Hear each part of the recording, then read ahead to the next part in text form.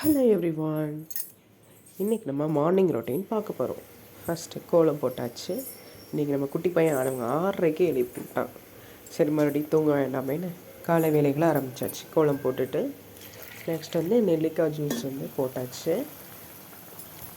அதுக்கப்புறம் பூரி, உருளைக்கிழங்கு குருமா, அதையும் நம்ம 1 by 1 ரெடி பண்ணிட்டுருக்கோம். அப்புறம் கிழங்கு ரெடி ஆயிடுச்சு.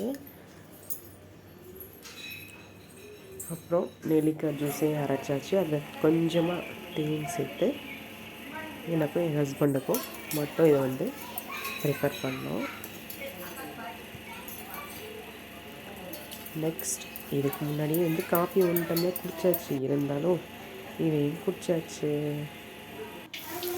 நெக்ஸ்ட் பூரியெல்லாம் ஓரளவு புசு புசுன்னு போட்டு எடுத்தாச்சு.